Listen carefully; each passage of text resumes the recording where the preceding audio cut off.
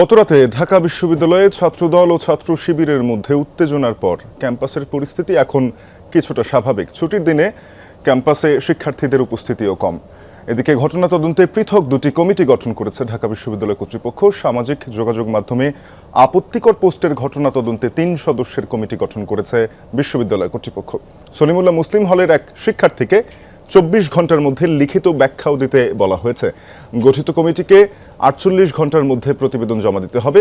এছাড়া শাহবাগে ঢাকা বিশ্ববিদ্যালয়ের শিক্ষার্থীদের উপর আক্রমণের ঘটনায় ৬ সদস্যের পৃথক তদন্ত কমিটি গঠন করা হয়েছে। ৩ কার্যদিবসের মধ্যে তাদের প্রতিবেদন জমা দিতে বলা হয়েছে। সামাজিক যোগাযোগ মাধ্যমের একটি পোস্ট ঘিরে গতরাতে শাহবাগে থানার সামনে ছাত্রদল ও ছাত্র শিবিরের নেতাকর্মীদের মধ্যে হাতাহাতির ঘটনা ঘটে। এতে ঢাবি শিক্ষার্থী ও সাংবাদিক সহ আহত হন বেশ কয়েকজন। ঘটনার পর পাল্টাপাল্টি অভিযোগ তোলে ছাত্রদল ও শিবির। আহতদের দেখতে ঢাকা মেডিকেলে গেছেন উপাচার্য।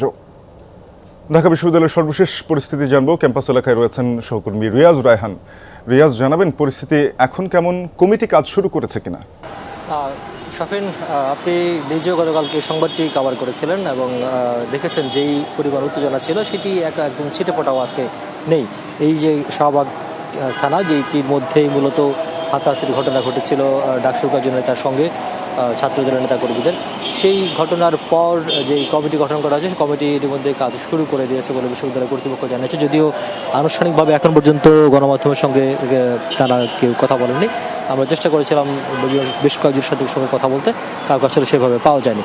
তবে ছাত্র সংগঠনগুলোর নেতৃবৃন্দর সঙ্গে, বিশেষ করে কেন্দ্রীয় নেতৃবৃন্দের সঙ্গে আমাদের কথা হচ্ছে। তারা যেটি বলছেন, তারা পরস্পরকে দোষারোপ করছেন। তারা বলছেন যে ছাত্র রাজনীতি, যে ২৪-এর গণ অভ্যুত্থানের পর যে সহনশীল ছাত্র রাজনীতি এবং শিক্ষার্থী বান্ধব ছাত্র রাজনীতি হওয়ার কথা ছিল, সেই পথেই সবাই এগোতে হবে। যদি সহনশীলতার পরিচয় দেয় এবং সবাই যদি বিশেষ করে সামাজিক যোগাযোগ মাধ্যম বা অনলাইন প্ল্যাটফর্মে যদি প্রোপাগান্ডা এবং একজন আরেকজনের বিরুদ্ধে গুজব বা উস্কানিমূলক কোনো কিছু কার্যক্রম থেকে যদি বিরত থাকে, তাহলে এটি সম্ভব। কারণ এই একমাত্র সামাজিক ছাত্রদল যেমন বলছে যে একমাত্র সামাজিক যোগাযোগ মাধ্যমে উস্কানি এবং বিভ্রান্তিমূলক বা আপত্তিকর মন্তব্য বা পোস্টের কারণেই মূলত এই যে সম্পর্কগুলো, যে ছাত্র সংগঠনগুলোর মধ্যে যে সম্পর্ক, সেই সম্পর্ক নষ্ট হচ্ছে এবং সেটি স্বাভাবিক যে কাজকর্ম সেটিতে ব্যাঘাত ঘটছে এবং তার প্রতিফলন হিসেবে বিশ্ববিদ্যালয় বা শিক্ষা প্রতিষ্ঠান রয়েছে সেসব ক্যাম্পাসগুলোতে সংঘাত সহিংসতা ছড়িয়ে পড়ছে।